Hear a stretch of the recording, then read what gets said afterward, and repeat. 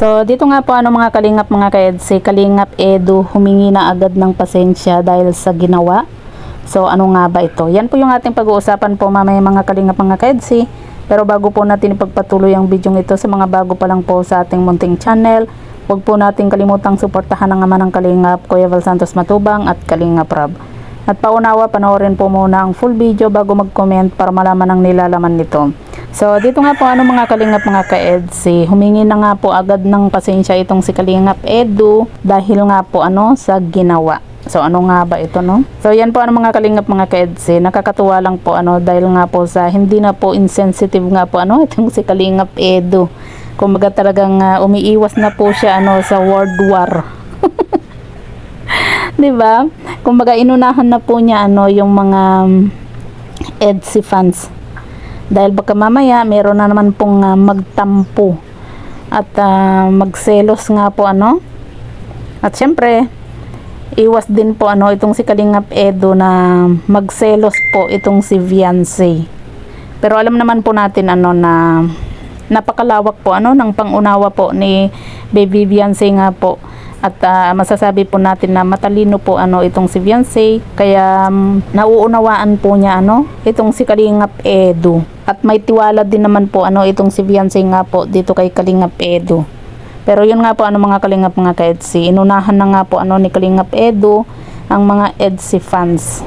Kaya humingi na po siya ng pasensya nga po dahil sabi nga po ni Kalingap Edu na meron nga daw po siyang isasama sa pag-scout na babae.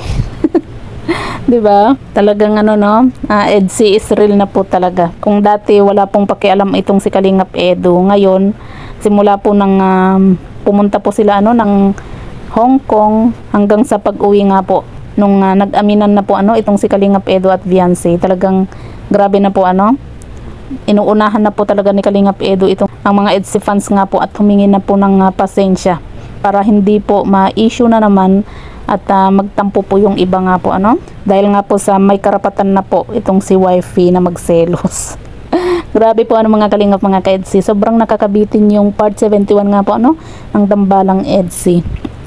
Yun bang ang sarap-sarap na po ng panonood po natin, yung ramdam po natin yung kilig at lungkot nga po dahil nga po sa mga sinasabi po ni Viancy, tapos biglang tapos na yung EDSI, kaya sobrang nakakabitin po. Sana nga po mga kalingap mga ka-EDSI, may upload po ulit itong si Kalingap Rab, yung part 2 po ng part 71, dahil sobrang nakakabitin po talaga yung panonood po natin nung part 71 nga po. Kumbaga napakaganda po ng kanilang usapan dahil nga po sa takot na po sila pareho na mawala po ang EDSI. O di ba? Talagang kumbaga sa tinagal-tagal na rin po nilang pagsasama, tuluyan na pong nahulog po yung loob nila sa isa't isa nga po